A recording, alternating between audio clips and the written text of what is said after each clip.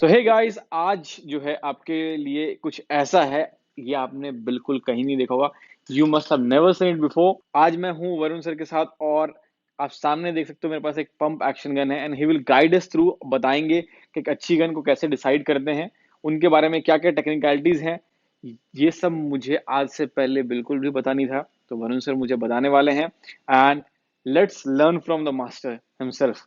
Sir please guide me through. Gun barrel. जो gun आपकी बोलती है वो अपनी बैरल से बोलती है। सबसे इंपॉर्टेंट गन के अंदर जो पार्ट है that is a gun barrel.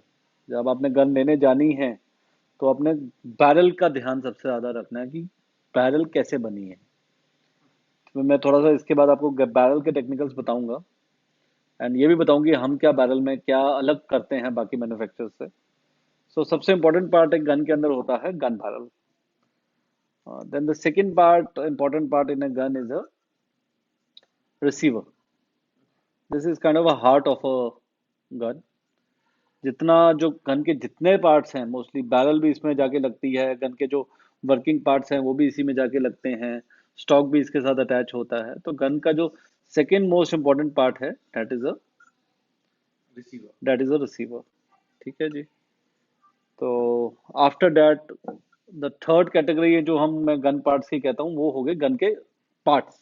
All the small parts that include the spring, the pins, the working parts. जैसे बोल्ट है, this is the bolt mechanism of a pump action gun. This is a cocking rod or a cocking rod of a pump action gun. This is a trigger assembly. ये trigger assembly है इसकी। इसके अंदर सारे almost कोई 20 parts with pins and springs लगे हैं। तो this is a third category. अब इसके मटेरियल के लिए बात करें तो अलग अलग मटेरियल यूज होते हैं। हर पार्ट का अपना स्पेसिफिकेशन है। तो मटेरियल में ज़्यादा हम जाएंगे गन बैरल और रिसीवर में। और ये हो गए आपके। This is a bolt. This is a bolt of a pump action gun. This is a bolt of a pump action gun. Looks like a bolt of a semi-automatic gun. This is a special model that is made जिसमें bolt आपका semi है pump action but bolt semi का use होता है इसमें। And then the last one is definitely the forend in the stock. That is जो आपका gun आगे से पकड़ने के लिए एक फोरहैंड बना होता है और पीछे से स्पोर्ट के लिए स्टॉक बना होता है। तो सबसे पहले हम शुरू करेंगे गन बैरल से। तो डेफिनेटली गन बैरल जो है चाहे कोई भी वेपन हो, gun barrel is the most important thing in. क्योंकि अगर गन बैरल बस्ट कर गई या क्रैक कर गई तो गन किस काम की। अल्टीमेटली तो कार्ट्रिज आपका गन बैरल से ही निकलना है। तो सबसे ज्यादा लोड भी जो वेपन को पड़ता है पूरी मैन्युफैक्चरिंग में वो इसकी बैरल में पड़ता है। अब इसमें मटेरियल की बात आती है, what kind of material has to be used. Then the second thing comes is the hardness. So basically जो सबसे कॉमनली मटेरियल यूज होता है that is 4140 steel. That is used for manufacturing a gun barrel. Then there is another stainless steel by the name 416R that not many manufacturers uses, वो special guns के लिए use हुआ जाता है and very less quantity of guns are made through that. 4140 is the most common one. Then 4150 are used for rifles. Then 4340 is also another steel that is used. But अगर सबसे commonly पूरे world में अगर मैं बोलूं तो कौन सा स्टील यूज करते हैं दैट इज 4140 और ब्रिटिश टर्म में हम उसको EN19 भी कहते हैं।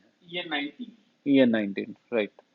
अब हाउ टू नो कि वेदर यू आर यूजिंग 4140। सबसे पहले तो आया कि हमने मटेरियल क्या यूज करना है। मटेरियल आ गया 4140। उसके बाद आ जाता है उस मटेरियल की हार्डनेस, कि उसकी हार्डनेस कितनी ज्यादा है। अब हार्डनेस बहुत ज्यादा होगी तो मटेरियल हमारा ब्रिटल हो जाएगा। ब्रिटल का मीनिंग हुआ कि वो क्रैक कर जाएगा। अगर हमारी हार्डनेस कम होगी फिर हमको बैरल जो है मोटी रखनी पड़ेगी, अदरवाइज बैरल बल्ज कर जाएगी। तो hardness has to be in between 25 to 32 HRC। ये जो वर्ल्ड स्टैंडर्ड है that is 25 to 32 HRC। But होता क्या है, जब हम इस हार्डनेस के बीच में एक बैरल खरीदते हैं मार्केट से तो नॉर्मल मशीन्स के अंदर वो बैरल में वर्किंग नहीं हो पाती। तो कुछ मैन्युफैक्चरर्स क्या करते हैं कि 4140 स्टील ले लेते हैं बट कम हार्डनेस का, 2.5 हार्डनेस का, और फिर उनको अपनी बैरल मोटी रखनी पड़ती है। तो most common way to know whether you are buying a good gun or not is check the weight of the gun. if someone is manufacturing a good gun, he will उसकी wall thickness कम रखेगा वो अपनी, उसकी अगर barrel अच्छी quality की है, hardness maintained है, तो वो उसकी वॉल थिकनेस कम कर देगा, उसको पतला कर सकता है बैरल को, ताकि वो बल्ज ना करे। जो अच्छी क्वालिटी के बैरल की नहीं यूज कर रहा, वो उसकी वॉल थिकनेस ज्यादा रखेगा, ताकि वो ज्यादा प्रेशर को झेल सके। होता क्या है नॉर्मली, एक हाई हार्डनेस बैरल को यूज करने के लिए you need specialised machine which are very costly. either you are buying a gun, check out whether the person who is manufacturing the gun is he using a gun drilling machine or not. Take some certificates from the manufacturer की HRC कितनी उसने maintain की है। Plus there are many manufacturers I have seen, they are writing EN19 in their barrel, but जब अब आप उनकी HRC check करते हो तो that is does not come up to 2.5 to 3 HRC। हाँ जी, ऑर्डिनेंस फैक्ट्री की मैंने HRC चेक की है, that is 25। हमारी भी 25 से ऊपर होती है, बट अभी तक मैंने और किसी मैन्युफैक्चर की जो है 2.5 से ऊपर या 4.5 से ऊपर HRC नहीं देखी। This is for the barrel, this is for the barrels. Then comes the receiver. अब receiver is equally as important as a barrel. Like, technically, all the items are important, but most preference is always given to the barrel and the receiver. तो receiver भी barrel जो है receiver पे जाके बैठता है। This is like ये pump action gun है, इसमें रिसीवर यहाँ पे जाके बैठेगा, फिर इधर ही जाके आपका बाकी पार्ट्स भी इसी के साथ जाके लगेंगे। बोल्ट इसके अंदर जाएगा, कॉकिंग नोड इसके अंदर जाएगा, ये इसके तो this is also important.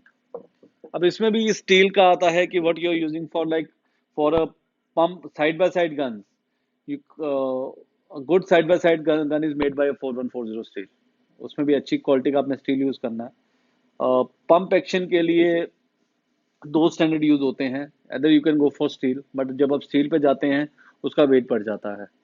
The second option is we have airplane grade steel aluminium, that is 7075। So most of the companies in the world has adopted this standard 7075, and we are also using 7075. And this is this is airplane grade aluminum 7075, and इसकी hardness steel के equivalent है, इसको die cast नहीं किया जाता। कुछ companies India में ये रिसीवर जो है प्रेशर डाई कास्टिंग करके बना रही है, but 7075 can not be pressure die casting because it is very hard. So they use a series that is 6000 series. If you want to use the 7075 grade, you have to do machining of this particular grade. So it has a very good strength equivalent to a steel. And आज की date में बड़ी बड़ी companies like Benelli, Bretta, all are using this grade only.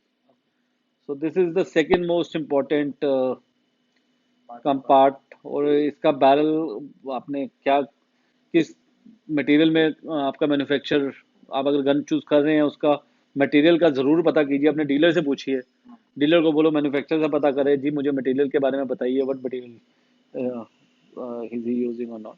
Then comes the parts. अब parts में I can not, अब एक एक पार्ट के बारे में तो मैं बता नहीं सकता कि कौन सा पार्ट में कौन सा मटेरियल यूज करना है, बट डेफिनेटली पार्ट्स में सबसे इंपॉर्टेंट होता है कि कौन से पार्ट में कितना हार्डनेस है, कितना हार्डनेस होना चाहिए। आप एक गन लें, उसको चलाएं, उसकी आवाज़ को इम्पोर्टेड गन की आवाज़ के साथ कंपेयर करें, तो वो अगर एक पार्ट आपकी गन में हार्डनेस एंड टेम्परिंग प्रॉपर हुई हुई है, then the parts will be long life. मतलब may be for 1 lakh round fire nothing will happen to your weapon a good. तो इट्स नॉट दैट कि parts are not important, they are very very important, very tough to be maintained, कि उनका जो life maintain करना, क्योंकि सबसे ज्यादा जो अगर बैरल आपकी चल रही है तो ये लाख कार्टेज निकाल देगी बिना कुछ हुए, बॉडी भी चल रही है तो वो भी निकाल देगा, बट कार्टेज क्या है, चलते हैं एक दूसरे के ऊपर साथ, चलते हैं, घिसते हैं, तो इनके वेयर एंड टेयर के लिए प्रॉपर मटेरियल इनका सिलेक्ट करना, इनकी हार्डनेस टेम्परिंग इसकी सेट करना, ये सब बहुत जरूरी है। तो ये आ गया पार्ट्स के बारे में। Let's last the stock. तो ये स्टॉक में यही है कि आप कौन सी क्या आप स्टॉक वुडन स्टॉक के लिए जा रहे हैं। कुछ लोग वुडन स्टॉक पसंद करते हैं फिनिशिंग में, कुछ लोग प्लास्टिक स्टॉक पसंद करते हैं, सिंथेटिक स्टॉक जो अलग अलग मटेरियल लाइक नाइलन, ABS, इन सब चीज़ों में बनता है। तो this is the last part of a gun, that is stock. It is important, but इसमें ज़्यादा कोई इतना मटेरियल टेक्निकलिटीज नहीं है कि सिंथेटिक लेना है, आपने फिनिशिंग चेक कर लें उसकी। हाँ, बैरल में एक चीज और इम्पोर्टेंट है, बैरल की internal hardness, that is called the Chrome. एक बैरल में प्रोसेस होता है, सारा काम खत्म होने के बाद बैरल के अंदर हार्ड क्रोम किया जाता है। उससे क्या है कि आपकी बैरल की इंटरनल लाइफ जो है बढ़ जाती है, you get a good life of a barrel. So अगर आपकी factory internal chrome hard chrome करके दे रही है barrel, then your barrel will give you a long life. Then जो छर्रे निकलेंगे काट फायर होने के बाद, they will not damage the barrel, क्योंकि वो छर्रे जो हैं काट बैरल के साथ लग के जाते हैं, उसको बैरल को छीलना शुरू कर देते हैं, तो then it goes slow. If you like this video, make sure you subscribe to this channel and hit the like button, and there's a bell icon, just hit that so we can bring you more videos like this. I will see you in the next video, guys. Till then, visit the website Airsoft Gear India.